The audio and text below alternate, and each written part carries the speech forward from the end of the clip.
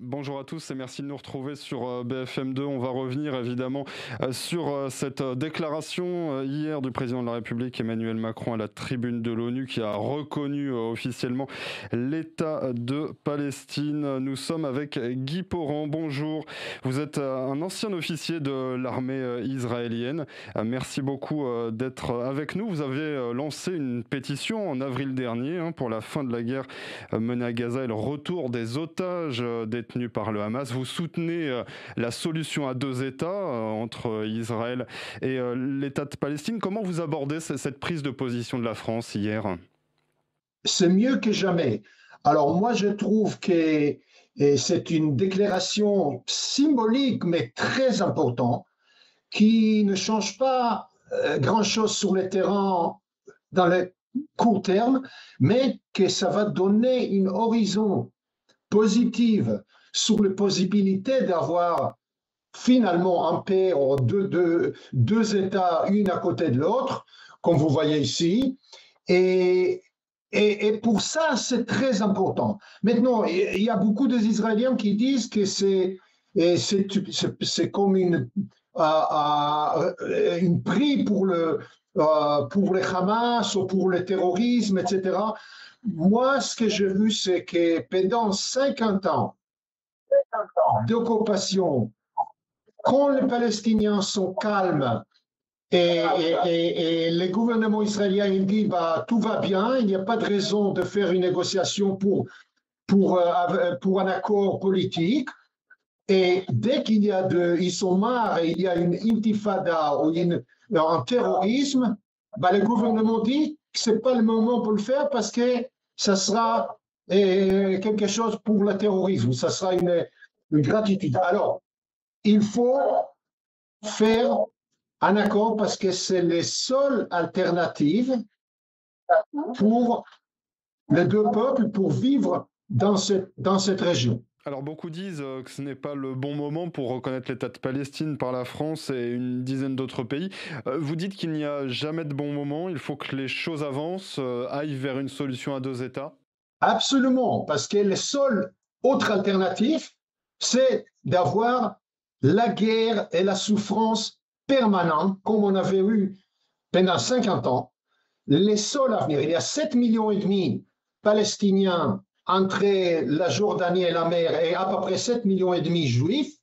Ni l'un ni l'autre vont aller nulle part.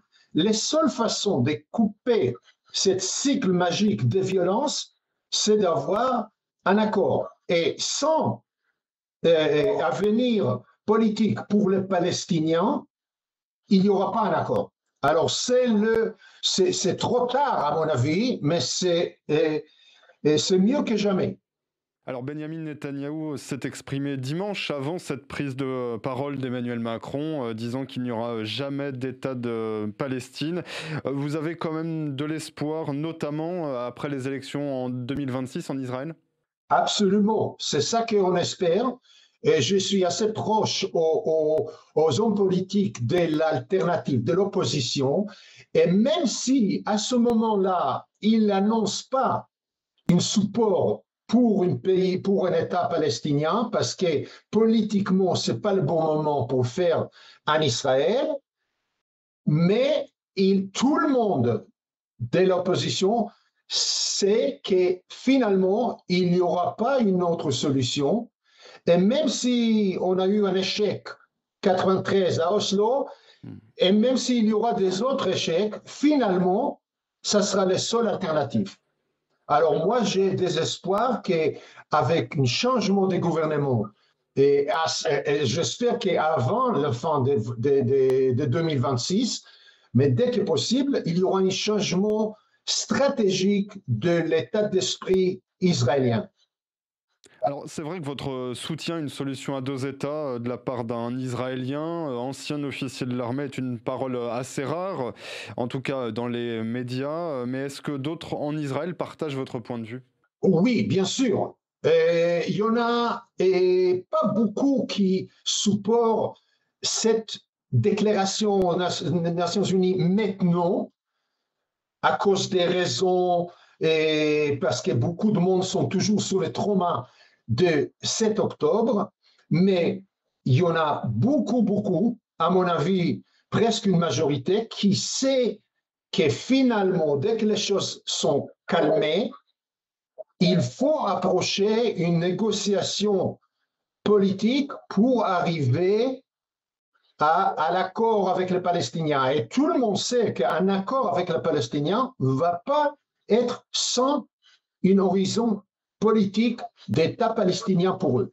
Alors, même si à la rue, comme ça, aujourd'hui, on ne trouve pas beaucoup les gens qui disent c'est très bien que l'Europe a annoncé cette reconnaissance de pays palestiniens, mais dès qu'on commence à entrer au fond des choses, à mon avis, beaucoup des Israéliens savent que ce sera la seule solution. Alors, c'est vrai que cette déclaration intervient dans une période particulière, c'est le Nouvel An juif, Rosh Hashanah. Vous avez pu suivre cette prise de parole hier, notamment d'Emmanuel Macron, et comment cela est perçu autour de vous? Pour dire la vérité, pour être honnêtement, la majorité des publics israéliens en ce moment est beaucoup plus très occupée avec la situation actuelle à Gaza, avec beaucoup de milliers de soldats, notre soldats qui risquent, qui sont en train de tuer là-bas à Gaza. L'histoire des otages, bien sûr, ça prend toute l'attention. Alors, on ne voit pas beaucoup d'intention sur ce type de reconnaissance théorique quelque part aux Nations Unies. Ça veut dire que ce n'est pas un sujet qui est vraiment discuté ici. Tout le monde est beaucoup plus occupé avec les problèmes d'aujourd'hui. Oui, rappelons que 47 otages sont toujours retenus aux mains du Hamas, dont 25 sont déclarés morts par l'armée israélienne. L'offensive qui reste très forte de l'armée israélienne, notamment sur la ville de Gaza, une offensive qui continue d'être menée par le Premier ministre israélien Benjamin Netanyahou. Je suis comme la majorité des Israéliens sur ce sujet.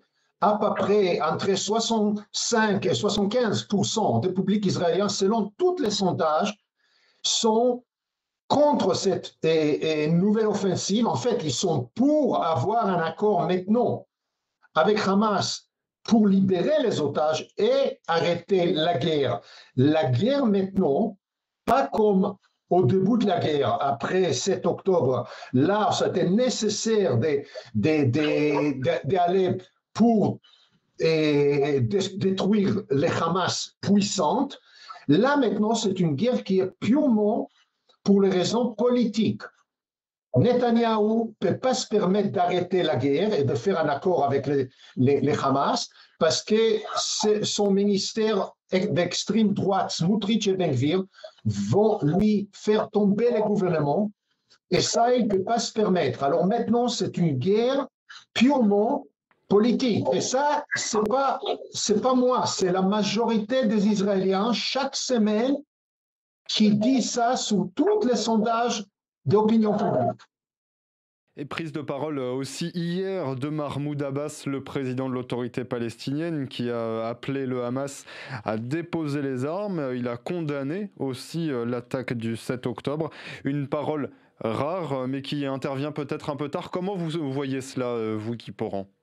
Oui, à mon avis, j'ai entendu cette parole ce matin, c'est très important et ça montre pour le public israélien que tous les Palestiniens ne sont pas pareils. C'est l'autorité palestinienne, Mahmoud Abbas et beaucoup des autres sont contre les Hamas et même si le gouvernement de Netanyahou essaye de le faire, le public pensait que tous les Palestiniens sont la même chose, ils sont tous pour effacer l'Israël de la carte du monde. C'est pas vrai, c'était un discours très important de Mahmoud Abbas et c'est dommage qu'il n'était pas permis d'aller personnellement aux États-Unis, mais à mon avis, dans les jours qui viennent, il y aura beaucoup dans les médias israéliens, beaucoup de monde qui parle de cette parole de Mahmoud Abbas. C'était très important. Ouais, effectivement, Mahmoud Abbas qui a été empêché d'entrer sur le territoire américain. Le président américain Donald Trump qui s'exprimera d'ailleurs cet après-midi. Une parole que vous suivrez peut-être. Bon, avec le président Trump, vous savez, on n'est pas capable de dire ce qui va se passer. Et 2 heures d'ici, il change son avis et son discours toutes les 24 heures. Et on espère que les dernières choses qu'on a entendues, c'est qu'il est présenté par les pays arabes modérés un plan pour arrêter la guerre. On sait qu'en principe, le président américain voudrait bien que la guerre arrête, mais en même temps, il paraît qu'il donne le feu vert à Netanyahou de faire tout ce qu'il veut à Gaza, et les deux choses ne vont pas ensemble. Ça veut dire qu'il y a une contradiction et le public israélien, il ne sait pas ce que plus penser sur les vrais avis des présidents américains. Ce n'est pas possible de savoir ce qu'il veut. Merci beaucoup Guy Poran d'avoir été avec nous sur BFM2. Je rappelle que vous êtes ancien officier de l'armée israélienne. Vous soutenez la solution à 2 États entre Israël et l'État de Palestine. Merci d'avoir été avec nous pour réagir à cette prise de parole, notamment d'Emmanuel Macron hier depuis le siège de l'ONU à New York. Le président de la République qui a reconnu officiellement l'État de Palestine. La France comme une dizaine d'autres pays qui ont pris donc cette direction ces dernières semaines, le Royaume-Uni, le Canada ou encore l'Australie qui ont reconnu l'État de Palestine. Merci d'avoir été avec nous sur BFM2, restez bien avec nous. Un nouveau direct à suivre dans quelques instants.